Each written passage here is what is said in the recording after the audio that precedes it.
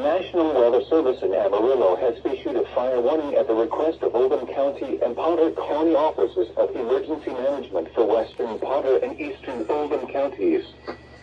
At 5:30 p.m. Central Standard Time, a dangerous wildfire was located over Valley Dale, or 20 miles northwest of Amarillo, moving rapidly east at 3 to 5 miles per hour.